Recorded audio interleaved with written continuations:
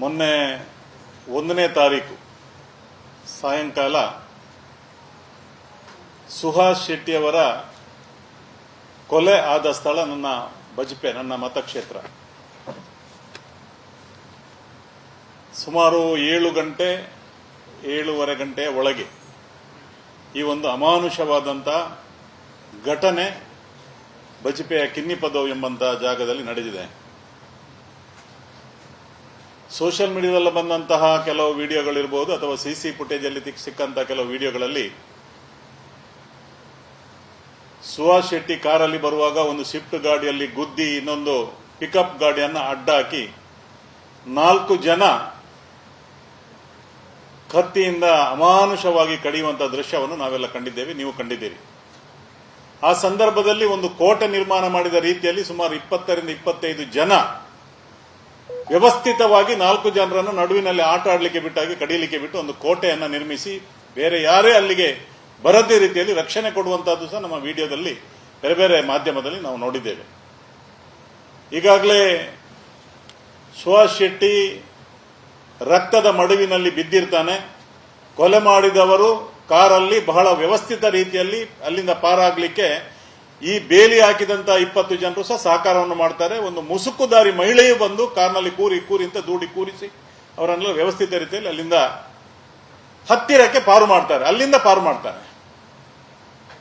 ಬಹುಶಃ ಅವತ್ತೇ ವ್ಯವಸ್ಥಿತ ರೀತಿಯಲ್ಲಿ ಮೊದಲೇ ಅವರು ಮಾಡಿದಂತ ವ್ಯವಸ್ಥೆಯ ರೀತಿಯಲ್ಲಿ ನಾವು 2 ಭಾಗಗಳಾಗಿ ಬಂದು ನಿಮಗೆ ಸರೆಂಡರ್ ಆಗ್ತೇವೆ ಅಂತ ಹೇಳಿ ಬಹುಶಃ ಮೊದಲೇ ಪೊಲೀಸರು ಮತ್ತು ಅವರ ನಡುವೆ ಒಡಂಬಡಿಕೆ ಆಗಿದೆ ಅಂತ ನಮಗೆ ಬಂದಂತ ಮಾಹಿತಿ.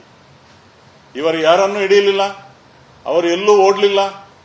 ಪೊಲೀಸರು ಮತ್ತು ಈ ಕೊಲೆಗಾರರ ನಡುವೆ ಒಂದು ಒಡಂಬಡಿಕೆ ಆಗಿದೆ ಅಂತ. ಯಾಕೆಂತ ಹೇಳಿದ್ರೆ ಈ ಕೊಲೆಯಲ್ಲಿ ನೇರವಾಗಿ ಪೊಲೀಸರು ಭಾಗಿಯಾಗಿದ್ದಾರೆ ಅಂತ ನಾನು ಸ್ಪಷ್ಟವಾಗಿ ಹೇಳಲಿಕ್ಕೆ ಇಚ್ಛಪಡ್ತೇನೆ.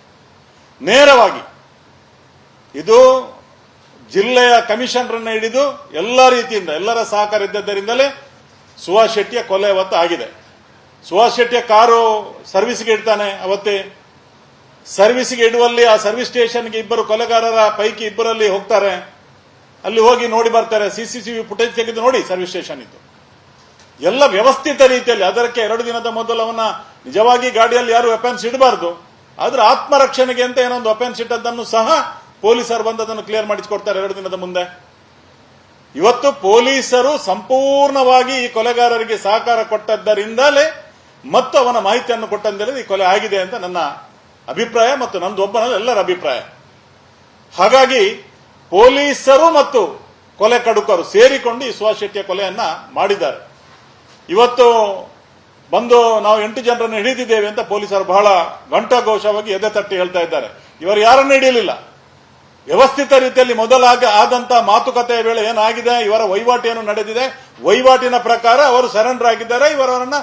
ಅವರ ಮೈ ಮುಟ್ಲಿಲ್ಲ, ಯಾರ್ದು ಅವರನ್ನ ಬಂಧನಕ್ಕೆ ಒಳಪಡಿಸಿದ್ದಾರೆ. ಬಹುಶಃ ನಮ್ಮ ಸ್ಪೀಕರ್ ಸಾಹೇಬರು ಒಂದು ಮಾತು ಹೇಳಿದ್ರು, ಫಾಜಿಲ್ ಕೊಲೆಗೂ ಇದಕ್ಕೆ ಯಾವುದೇ ಸಂಬಂಧದಲ್ಲಿ ಇದು ಅವನ ಹಗೆತನದ ಅದಕ್ಕೆ ರಿವೆಂಜ್ ತೆಗೆಯಲಿಕ್ಕೆ ಮಾಡಿದಂತ ಅಲ್ಲ, ಅವರ ತಂದೆ ಮತ್ತು ತಾಯಿ ನನಗೆ ಫೋನ್ ಮಾಡಿ ಹೇಳಿದ್ದಾರೆ ಅಂತ ಹೇಳಿದ್ರು. ಆಗಿರಬಹುದು ಅಂತ ಕೆಲವರಿಗೆ ನಮಗೆಲ್ಲ ಸಂದೇಹ ಇತ್ತು. ಆದರೆ ಮರುದಿವಸ ಪೊಲೀಸ್ ಕಮಿಷನರ್ ಹೇಳ್ತಾರೆ ಫಾಜಿಲ್ನ ರಿವೆಂಜ್ಗಾಗಿ 5 ಲಕ್ಷ ರೂಪಾಯಿ ಅವನ ತಮ್ಮ ಕೊಟ್ಟು ಇದನ್ನು ಮಾಡಿಸಿದ್ದಾನೆ ಅಂತ. 5 ಲಕ್ಷ ಫಾಜಿಲ್ನ ತಮ್ಮ ಕೊಟ್ಟಿದ್ದನ್ನು ಮಾಡಿದ್ದಾರೆ. ಜೊತೆಗೆ ನಮಗೆ ಬಂದ ಮಾಹಿತಿ ಪ್ರಕಾರ ದುಬೈಯಿಂದಲೂ ಒಂದು 50 ಲಕ್ಷ ರೂಪಾಯಿ ಈ ಡೀಲಿಂಗಿಗೆ ಬಂದಿದೆ. ಇದರಲ್ಲಿ ಪೊಲೀಸರಿಗೆ ಎಷ್ಟು ಹೋಗಿದೆ, ಈ ಕೊಲೆಗಡುಕರಿಗೆ ಎಷ್ಟು ಹೋಗಿದೆ ಅಂತ ನಮಗೆ ಗೊತ್ತಿಲ್ಲ. ಆದ್ದರಿಂದ ಇದು ಖಂಡಿತವಾಗಿ ಪೊಲೀಸರ ಸಹಕಾರದಿಂದಲೇ ಈ ಒಂದು ಕೊಲೆ ಆಗಿದೆ, ಸಂಪೂರ್ಣ ಸಹಕಾರ. ಆ ಬಳಿಕ ರಕ್ತದ ಮಡುವಿನಲ್ಲಿ ಬಿದ್ದಂತಹ ಸುಹಾಸ್ ಶೆಟ್ಟಿ ಅಲ್ಲಿ ಹೊರಲಾಡ್ತಾ ಅಲ್ಲಿ ಬಿದ್ದಿದ್ದಾನೆ. ಒಬ್ಬನೇ ಒಬ್ಬ ಇಬ್ಬರು ಪೊಲೀಸ್ ಗಾಡಿಗಳು ಬರ್ತವೆ, ಅವನನ್ನು ಹತ್ತಿರ ಮುಟ್ಲಿಕ್ಕೆ ಹೋಗಲ್ಲ.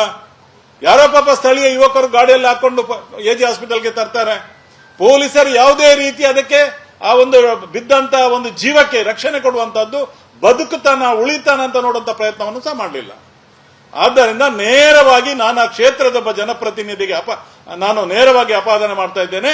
ಪೊಲೀಸ್ ಇಲಾಖೆ ಇದರ ಜೊತೆ ಕೈ ಜೋಡಿಸಿದೆ. ದಕ್ಷಿಣ ಕನ್ನಡ ಜಿಲ್ಲೆಗೆ ಒಬ್ಬರು ಕಮಿಷನರ್ ಬಂದಿದ್ದಾರೆ. ಇಂಥ ಕಮಿಷನರ್ ಅನ್ನ ನಾನು ನನ್ನ ಸರ್ವಿಸ್ ಅಲ್ಲಿ ನಾನು ನೋಡಲಿಲ್ಲ.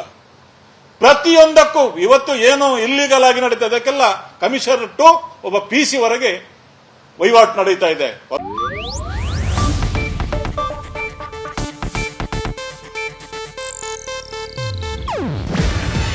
ಇದು ಏಷ್ಯಾನೆಟ್ ನ್ಯೂಸ್ ನೆಟ್ವರ್ಕ್ ಪ್ರಸ್ತುತಿ.